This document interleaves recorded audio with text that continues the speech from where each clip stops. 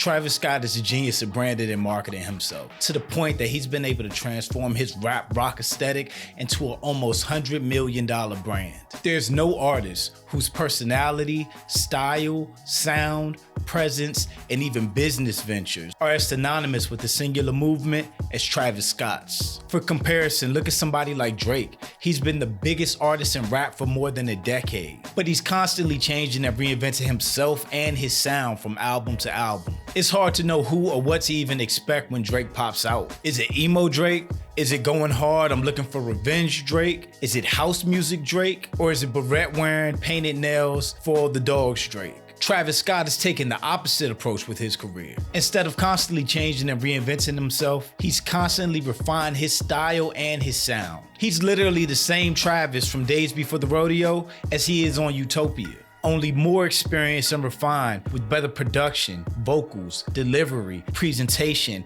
and still rebellious, just with better style, all blended together to solidify that Travis Scott is king of the youth. While it would be easy to write off Travis Scott as just a rager, he has meticulously developed and sustained his unique brand of a rebellious and mysterious rap rock star, which has continued to propel his career further than just about any other rapper of his generation. Travis's authenticity, uniqueness, and influence with the youth has landed him lucrative partnerships with behemoth corporations like Nike, McDonald's, and Epic Games, which has increased his notoriety and his wealth along the way. I'm Jew, welcome to All Money Media, and today we're discussing the genius of Travis Scott and how he became the best brand in rap. So let's get into it. Travis didn't start out as king of the youth. He had to develop his style, sound, and presence throughout the early stages of his career. He bounced around between his hometown of Houston, New York, and LA, searching for his big break in the music industry. It was while he was couch surfing in LA that he was discovered by T.I., who reached out to him after hearing his song Lights, which Travis produced. After meeting in the studio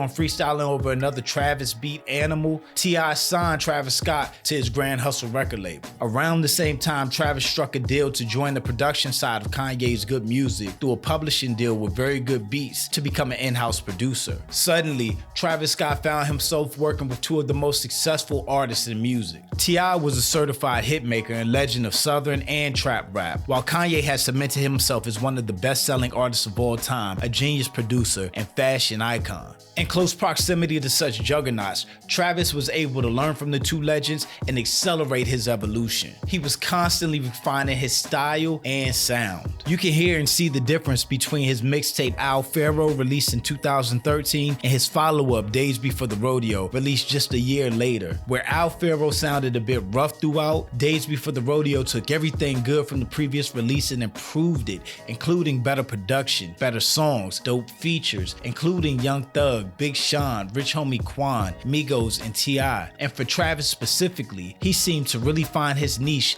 by rapping, but also psychedelically harmonizing over tracks, which became the sound that he's most known for today. In addition to making waves early on, Travis's personal style and fashion sense drew attention and admiration from fans and the fashion world. He would often blend high-end fashion with streetwear, which led to an early collab with Virgil Abloh's Ben Trill brand. Riding off the success of Days Before the Rodeo, Travis headlined his own major city tour before releasing Rodeo, which sold 85,000 first week. His breakout single Antidote peaked at 16 on Billboard's Hot 100s and propelled Travis's debut album Rodeo to number 3 on Billboard's 200s. This album would go on to be certified platinum, and Rodeo featured just about every big name you could think of, with production from everyone from Metro Boomin to Pharrell, which showed the strength of his relationships and the support he had within the industry. That same year, Travis collaborated with Bape to create his own collection with the brand, which was a huge deal for an artist just releasing his debut album. This collaboration opened doors for Travis for more high-profile collabs with streetwear brands, and it was all up from here. Travis would continue to elevate his brand and marketability, as he was seen as talented, fashionable, and on stage he was a complete rock star. Not to mention, he had this unbreakable bond with his ever-growing youthful fan base. While Travis Scott was already on path to become a universal star, it wasn't until the release of his sophomore album in 2016, Birds in the Trap Sing Brian McKnight, that Travis became a household name. Releasing a year after Rodeo, the album sold 88,000 first week and would go on to receive over over 1 billion streams, leading to Travis's first #1 album on Billboard 200s, and was certified platinum. The lead single Pick Up the Phone featuring Young Thug and Quavo also went double platinum. Travis then teamed up with Apple Music for a short film inspired by the album, and he would kick off another headlining tour, Bird's Eye View. Off the back of the successful project and tour, Travis Scott launched his own imprint, Cactus Jack Records. Aside from himself as an artist, Travis Scott signed Sheck West, Don Toliver, and So Fuego, who all have achieved some success with the label, though Don Toliver seems to be the most consistent and successful of the three. The label also has 2 in-house producers, Chase B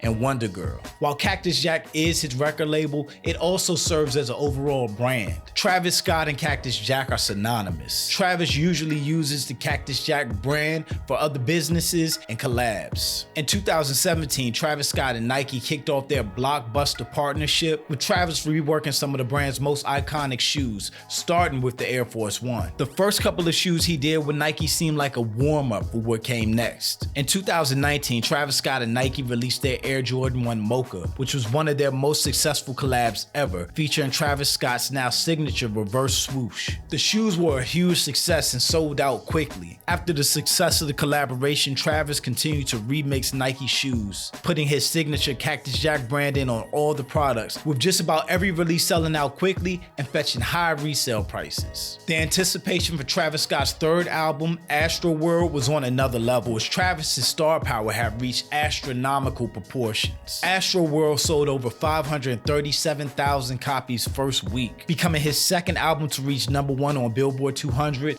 and would end up going 5 times platinum. The album single Sicko Mode featuring Drake went #1 on Billboard 100 and it sold over 10 million units since its release. Travis also released Astro World merch to go along with the album, which instantly sold out. I know for myself I wanted the Astro World hat, and I was refreshing screens non-stop waiting for its release, but it sold out and I was never able to get my hands on it. With enough clout to create his own festival in his hometown of Houston that same year. And the festival was a tremendous success, with performances including himself, Young Thug, and Post Malone. He even partnered with Netflix to film the documentary Look Mom, I Can Fly, which covered the making of the album and the festival. By the following year, the festival's lineup of artists performed tripled, and the festival had ballooned to 500,000 attendees. The following year's festival was canceled due to the pandemic, which led Travis to partner with Epic Games, the parent company for Fortnite, which led to a 3-day event culminating in a live concert within the game, which drew millions of views, with estimates that he made around $2.5 million from virtual merchandise sales. That same year, Travis partnered with McDonald's to launch the limited edition Travis Scott meal, which was the first nationally distributed celebrity meal in McDonald's history. The demand was so crazy that many locations ran out of ingredients to make the meal, and fans could also grab the Cactus Jack McDonald's merch that was released alongside the collab. In 2021, with restrictions lifting, Travis brought back the Astro World Festival, further expanding the event to a 2-night festival with up to 100,000 attendees, which is double from the previous year. Due to the number of attendees, manic energy in the crowd, and not enough safety precautions in place, many people suffer from crowd crush, which is basically like a human stampede, with the crowd pushing to move toward the stage while Travis was performing night 1. Unfortunately, this resulted in 8 people losing their lives from not being able to breathe, another 11 people going into cardiac arrest, while 2 others passed away from injuries sustained during the event, resulting in the remainder of the festival being canceled. Travis received heavy criticism for his response to the crowd crush, as he continued to perform after noticing ambulances trying to get through the crowd. He received even further criticism for his poorly received response, in which he addressed the events that transpired at the festival. Travis offered to pay for the funeral costs, but was rejected by many of the families of those who lost their lives. Over 300 lawsuits were filed against Travis Scott, Live Nation, and the security over the festival losses and injuries, and those lawsuits are still ongoing. All of this caused Travis to step back from the spotlight. And Travis didn't perform again until May 2022, where he took the stage to perform at the Billboard Music Awards. The following year, he released his much anticipated album Utopia, holding the #1 spot on the Billboard for 4 weeks and selling 496,000 copies in the first week. That album put Travis Scott right back at the top of the world and the music industry.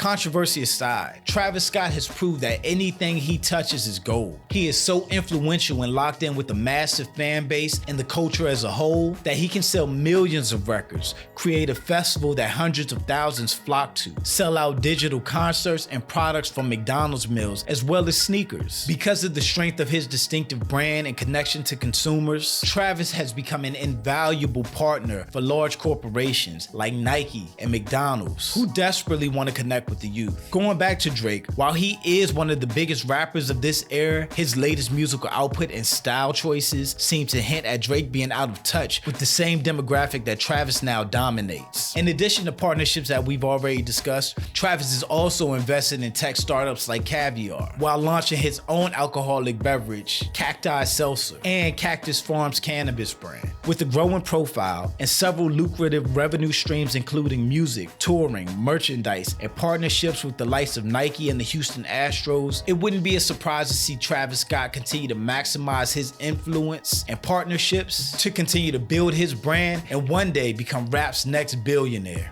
Travis's unique brand, insane marketability, and connection to youthful consumers is what makes him special. But being smart enough to cultivate and monetize that brand and relationship with fans is what makes Travis Scott a true genius. So thanks for watching. Please leave a comment below and let me know your thoughts. Will Travis Scott be rap's next billionaire? Please leave a like and make sure you check out the next video. Peace.